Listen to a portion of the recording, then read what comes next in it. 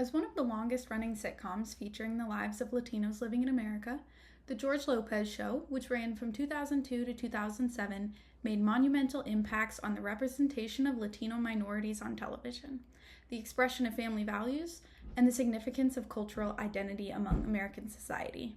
Through this analysis, it will become evident that The George Lopez Show was one of the first successful sitcoms showcasing a Latino family without relying on harmful stereotypes for humor. The show consistently highlights the importance of family unity and support, celebrates Latino culture rather than making fun of it, and allows Latino viewers to relate while also introducing non-Latino viewers to the culture. The show follows George Lopez, a humorous Mexican-American man who manages an airplane part production factory to support his family, his Cuban-American wife Angie, an empathetic and caring mom who works as a wedding planner, their passionate, occasionally rebellious teenage daughter Carmen trying to navigate the typical teenager life, their son Max, the characteristic younger brother who often shown as mischievous and comedic, and George's overbearing mom Benny, who is constantly throwing out a sarcastic remark or critiquing others.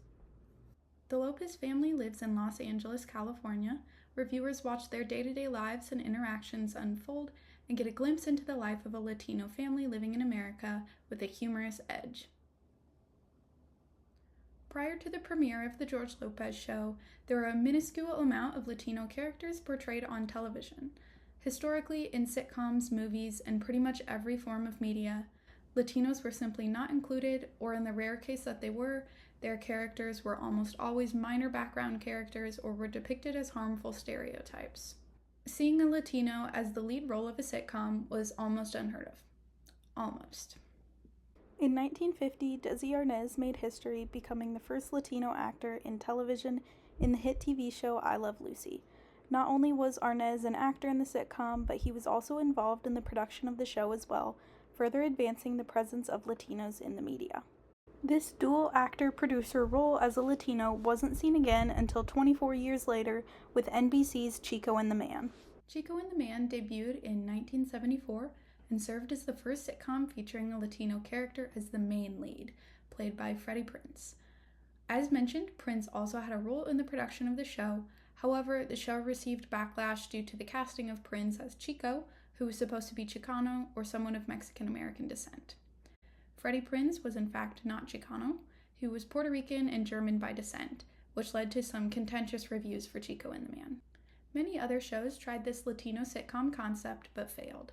Most of them were swept under the rug and largely forgotten. For example, shows like Que Pasa USA, aka Pablo, and Condo preceded the George Lopez Show series, but are rarely mentioned and were ultimately canceled due to problems with funding, stereotypical and controversial humor, and low viewer ratings, respectively. Then, in 2002, a sitcom featuring a working-class Latino family living in LA and their daily lives and interactions premiered on ABC. Unlike its predecessors, The George Lopez Show was the first Latino-centered family sitcom to be successful. It also featured the first Latino joint producer-actor since Freddie Prinze and Desi Arnaz. The first season of the show scored an average rating of 7.5 out of 10 on IMDb and was received favorably overall from viewers. Throughout the series' run, The George Lopez Show was generally well-liked, and after its initial run was finished, it especially became a hit in syndication. Both Latino and non-Latino audiences viewed the show in a positive light, but it was particularly meaningful for the large number of Latino viewers that it attracted. Again, prior to The George Lopez Show, there weren't really many opportunities for the Latino community to see people like themselves in the media, particularly in portrayals of family life. A Critical Journal article review by Cristina Escobar proposes that the show provides Latino viewers with portrayals of life events and culture that they can relate to. This includes depictions of the struggles of being Latino in the US, jokes derived from belonging to two different countries, the occasional use of Spanish, and other images of Latino culture. Beyond affirming Latinos' own experiences, positive media representations of Latinos are also beneficial to non-Latino audiences. For example, Dana Mastro and Elizabeth Bem-Morowitz argue that portrayal of certain ethnic and racial groups on TV can affect viewers' opinions of these groups in the real world. Consequently, this positive portrayal of Latinos and Latino culture in The George Lopez Show can actually enhance attitudes towards Latinos in actual society and is not solely limited to the world of TV. By understanding just a brief history of Latinos in television, it is clear to see how an award-winning, long-running, critically acclaimed TV show like The George Lopez Show was a huge step forward for the visibility of Latino lives on TV, specifically in the realm of sitcoms. But what is it that set this particular show up for success that the previous sitcoms featuring Latinos didn't have? Two themes emerge: an emphasis on family values and a self-affirming view of cultural identity.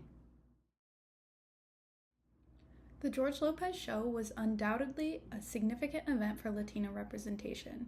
However, simply creating a Latino-centered sitcom and exhibiting Latino characters does not render the show inherently successful and beneficial to the public view of these individuals, as we saw with shows like K-Pasa USA, aka Pablo, and Condo. Where the George Lopez Show differs from these unsuccessful attempts at Latino sitcoms is in its emphasis on family life and values rather than traditional stereotypes, and often even mocking the stereotypical views that some people hold. Consequently, the George Lopez Show draws humor from everyday family situations while still showcasing strong morals of family values to Latino and non-Latino audiences alike. Let's take a look at some of these episodes. Season 6, Episode 26, George's bogeous relationship is put to the test, begins with George exhibiting a cynical attitude towards Father's Day, which is the primary storyline and sets the tone for the episode. He already holds a negative attitude towards the holiday because his dad was never present when he was growing up, so all the antics make him a little uneasy and put off. Enter Vic, George's father-in-law, who asks George if he would want to accompany him to the father-son golf tournament that his work is hosting for Father's Day. George is hesitant, but he reluctantly agrees. Because you're going to embarrass me. Fine. And here are the shirts we're going to wear. Whatever, do whatever you want, I'll embrace it. Throughout the tournament, both George and Vic butt heads over some of the decisions that were made and the overall dynamic between the two.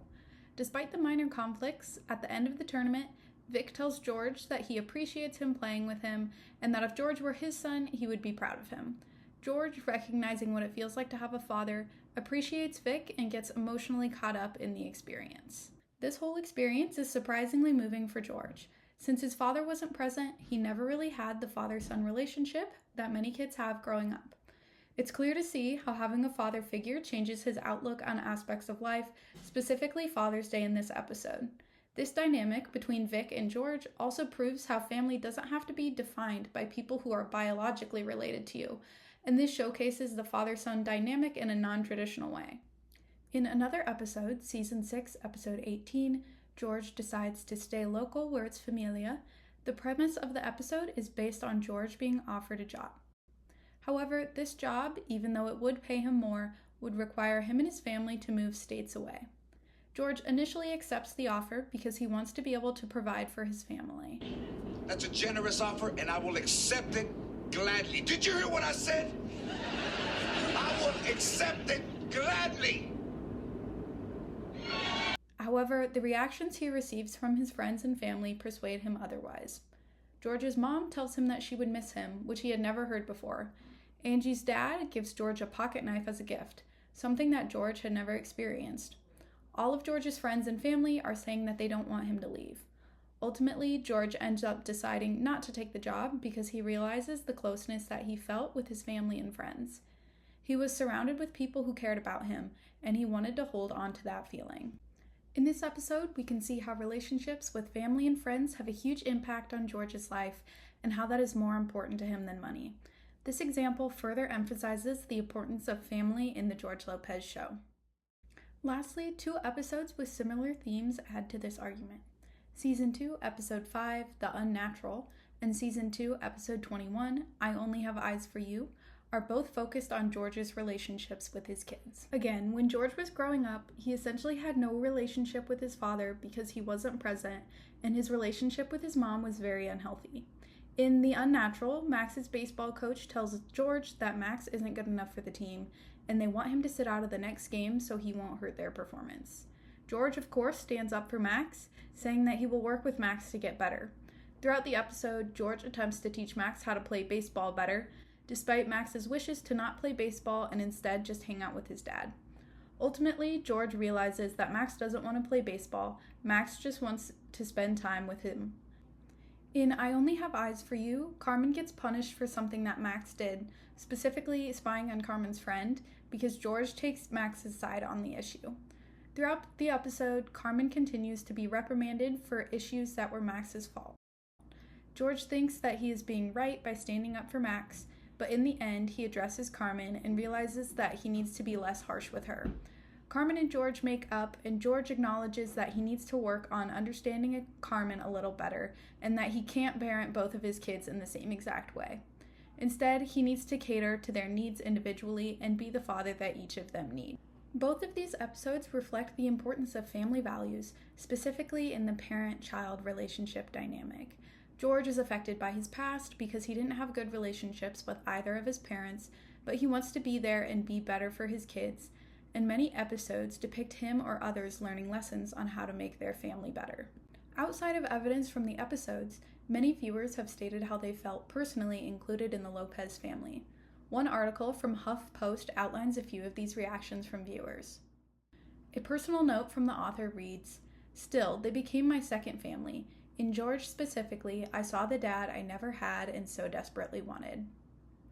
One viewer said, "I think it was really nice to see a family that showcased all the different ranges of what a Latinx family can look like," she said. And there was a level of comfort from seeing this complex, flawed family on TV that reminded me in many ways of the people I know and grew up with. Not only did the show reflect family cohesion and togetherness within the episodes themselves, but this bond was so strong and apparent that the feelings radiated to the wider audience. The values emphasized in the show reveal that family, biological or not, is a community that supports each other and grows closer through real-life events as long as they are worked on by those in the family. In addition to redefining the idea of family, the George Lopez show emphasizes the importance of family values by showcasing conflicts, resolutions, and strength through familial love, but also expands this emphasis by integrating aspects of Latino cultural identity. The George Lopez show exhibits a strong depiction of family values, the real meaning of family, and redefines family in the way that includes others who are not necessarily just immediate blood relatives. However, many sitcoms before have been centered around families, so this isn't something new. What sets the George Lopez show apart from these other sitcoms is its ability to intertwine family values with cultural identities. Specifically, the George Lopez show illustrates the detailed meanings, significance, and impact of family within the Latino culture, while simultaneously celebrating Latino heritage and exposing non-Latino viewers to Latino traditions and cultures. For example, in Season 3, Episode 8, Bringing Home the Bacon, George's daughter Carmen is celebrating her quinceañera, a really significant tradition in Latino culture. The party celebrates a girl's 15th birthday and is typically pretty expensive. In the episode, Carmen is really excited to prepare for her party, but George is adamant that they are not holding a celebration because they can't afford it. Well, she wants to spare you some money. You're spending so much on that quinceañera. What? There's not going to be a quinceañera. Oh, no, that's not what Angie says. Well, that's what I say. She knows we can't afford a big party right now. I thought she called it off. Angie tries to persuade George by talking about how important her quinceañera was to her when she was younger, and how she remembers celebrating the important day with all her friends and family. Despite the cost, George recognizes the significance and works together with Angie to give Carmen the traditional cultural experience and celebrate her quinceañera with her. This episode clearly highlights one specific Latino tradition, and not only how important the celebration is to them, but also how family and friends make up a large part of the tradition, illustrating how family is incorporated into Latino culture. In addition to promoting a strong sense of cultural identity simply by depicting Latino traditions, the George Lopez show also addressed some of the unique experiences, as well as challenges, that are specific not only to Latino culture, but also to other racial or ethnic groups as a whole. One episode highlights the clash between two cultures, but also suggests that anyone can have multiple identities and combine culture and traditions, and that it's important to know about one's heritage, which relates to the fact that Latinos may often feel like they belong to two different cultures. There is a lot of tension between Angie's parents and George because her parents wanted her to marry a rich Cuban man and George is a working-class Mexican man. This tension rises when Angie's parents emphasize their lack of cultural traditions, specifically Cuban, and how they need to teach their kids more about their heritage. George tries to prove to his in-laws that they do have cultural traditions by taking the family to a Chicano Christmas carol. The Cesar Chavez Teatro de la Comunidad, in association with Tenochtitlan Productions, presents a Chicano Christmas carol starring Moctezuma Cuauhtemoc. Doesn't get any more Mexican than this. However, the play turns out horribly. At the end of the episode, George, Angie, and Angie's parents realize that the cultural traditions that each of them have primarily center around family. They recognize and appreciate their heritage and culture, thus emphasizing their long-standing values of family within their cultures. One last episode, Season 6, Episode 15, George Can't Let Sleeping Mexicans Lie, addresses another aspect of Latinos' lives, dealing with stereotypes. In this episode, a new man in the neighborhood makes a comment targeted at George and Angie about how he's thankful that they're not the bad Mexicans. George and Angie also find that the man has a really offensive statue of a lazy Mexican in his front yard. The remainder of the episode deals with George and Angie trying to figure out how to address this man because the stereotypes are obviously offensive. George initially takes a more aggressive approach and wants to go destroy the statue, whereas Angie decides to write a letter to the neighborhood warning other neighbors to be aware of this man. In the end, neither strategy works very well, which is unfortunate. However, despite the lack of resolution here, this really comments on Latinos' experiences with stereotypes, their difficulty deciding how to respond, and the fact that the issue realistically may never be resolved. Through these episodes, viewer reactions, and critical analyses of The George Lopez Show, we are able to see how the show is more than just a sitcom about a Latino family. The show gives Latino viewers a space to relate and feel welcomed in the media.